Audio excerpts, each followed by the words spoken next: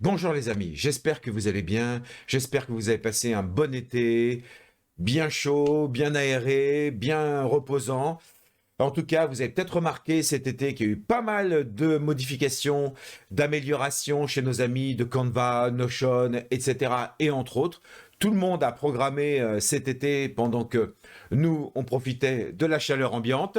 Et bien justement, pour cette rentrée, j'aimerais vous présenter deux nouveautés qui se profilent à l'horizon, qui vont apparaître d'ici quelques semaines dans Canva. Nous allons avoir une nouvelle gestion des documents très puissante et enfin la gestion des sites internet qui va devenir officielle avec quelques petites fonctionnalités qu'on attendait tous depuis le début.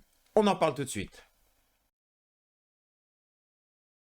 Canva en fait vient d'annoncer qu'il voulait faire une suite complète de gestion visuelle de documents. D'accord? Et pour la peine, il rajoute ici, vous voyez, quelques icônes que l'on ne connaît pas encore, dont un, ici, ça va être Doc. On a déjà Whiteboard qui est apparu cet été, les présentations on connaît, social media, vidéo, print, et website et site internet, qui est encore en bêta, mais on en parle après. Donc la grosse nouveauté ici, c'est Canva Docs. Canva veut nous aider à fabriquer des documents qui sont les plus beaux possibles, les plus professionnels possibles, avec le moins d'embêtements possible. Si comme moi, vous n'êtes pas vraiment graphiste, que vous posez des questions en termes de mise en page, en termes de choix, de gestion des couleurs, de taille de police, même de juste choisir la police, etc., je pense que ça va vous être utile autant qu'à moi. Là, pour l'instant, c'est une annonce. La sortie est prévue pour les semaines à venir, peut-être les mois à venir. Ça va dépendre de la vitesse à laquelle ils vont développer ça. J'ai demandé à être averti, donc Canva, on peut se mettre dans une mailing list. Ils vont nous avertir lorsque ça sera testable en bêta. Donc je vous ferai rapidement une vidéo dès qu'il y aura des premières choses qui seront testables dans Canva pour vous tenir au courant. Mais déjà, juste pour qu'on se mette un petit peu l'eau à la bouche ensemble, voilà grosso modo les différentes fonctionnalités qu'ils ont prévues dans ce nouveau Canva Docs. Donc, comme vous le voyez ici dans leur petite vidéo de démo, pouvoir comme ça glisser, déposer les éléments directement dans nos documents pour qu'ils viennent par exemple s'insérer au milieu d'un texte, remplacer une image, etc. Ce que j'ai cru comprendre aussi, c'est qu'on pourra directement dans le document, par exemple ici à côté, avoir un bouton plus qui nous permettra d'intégrer directement à cet endroit-là une image, un texte, une vidéo, une illustration, peu importe, sans avoir besoin de l'attraper ici, de venir la glisser au bon endroit, etc. Une fois de plus, ils veulent simplifier, comme vous voyez, la création des documents. Par ailleurs, petite parenthèse pour ceux qui utilisent Canva Pro, si vous utilisez Canva en équipe, vous aurez la possibilité de pouvoir visualiser par membre de votre équipe l'utilisation, la consultation et l'utilisation de tous les documents. Vous voyez? Donc ça donne un petit peu des statistiques. Je pense que ça peut être pratique lorsque vous présentez un document à un client, à un partenaire, à un collègue, de voir s'il l'a consulté, s'il l'a modifié, s'il a cliqué dessus, etc. Faudra voir à l'usage à quel niveau c'est utile. Moi, j'utilise tout seul Canva ou avec quelques personnes à droite à gauche, pas vraiment en équipe. Mais éventuellement, vous me direz, vous, si vous utilisez Canva Pro en équipe, n'hésitez pas à me dire quels sont les usages que vous en faites et si ça pourrait être pratique pour vous, comme ça, d'avoir des statistiques de consultation et d'utilisation des documents. Et enfin, pour finir, une idée intéressante à voir. Moi, j'ai toujours une petite réticence quand les logiciels sont un petit peu trop assistants, quand ils nous assistent un peu trop, il faudra voir à l'usage. Ça peut être intéressant. L'idée étant de se dire que vous allez pouvoir taper du texte, mettre des images, taper du texte à la volée dans votre document, sans vous occuper vraiment de la présentation. On tape le texte comme ça à la volée. Et a priori, en cliquant sur ce bouton Convert to Presentation, il va nous fabriquer tout seul une présentation basée sur ce qu'on a saisi. Leur petite illustration, voilà, on clique. Et apparemment, ici, ils avaient une image et un texte tapé, on dirait un peu comme un CV. Et derrière, il a l'air de dire que ça propose plusieurs types de présentations qui découlent du texte qu'on a tapé. Vous voyez, il reprend les codes couleurs, les images, les textes. Ça peut être amusant, ça peut être bien fait. En tout cas, ça sera à étudier. Donc voilà, vous voyez, il y a un petit gestion des documents qui se profile à l'horizon, qui se veut très très ambitieux. J'attends de voir. Et comme je vous disais, dès que je reçois une notification de Canva et que je peux commencer à le tester en bêta, je ferai une vidéo live directe pour voir si c'est intéressant ou pas. Donc on en reparle très rapidement. Deuxième annonce, qui elle va être aussi super intéressante et qui répond à des questions que l'on se posait, en tout cas des questions que je me posais et que l'on m'a posées ici en commentaire sur ma chaîne, donc on a enfin la réponse.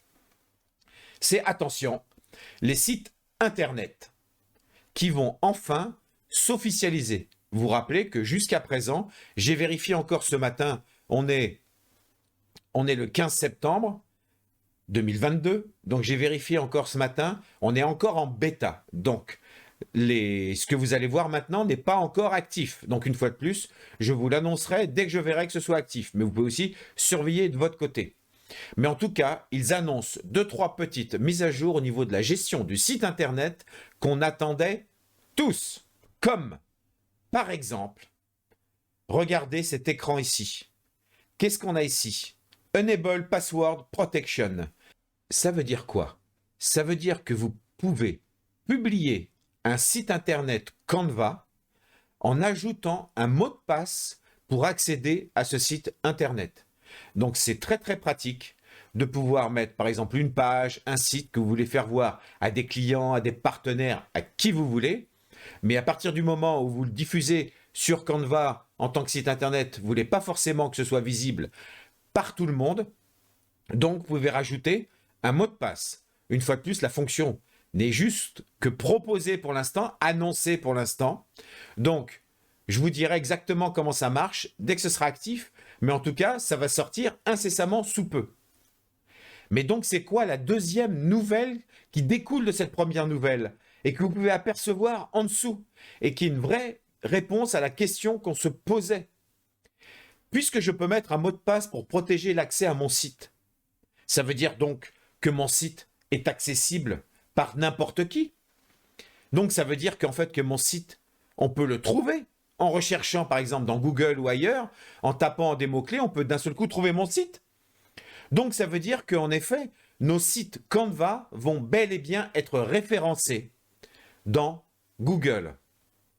On ne peut pas encore faire du SEO, comme on dit, c'est-à-dire qu'on ne peut pas encore déterminer le titre, des mots-clés, des descriptions, des choses qui sont un peu spécifiques pour être référencées dans les moteurs de recherche.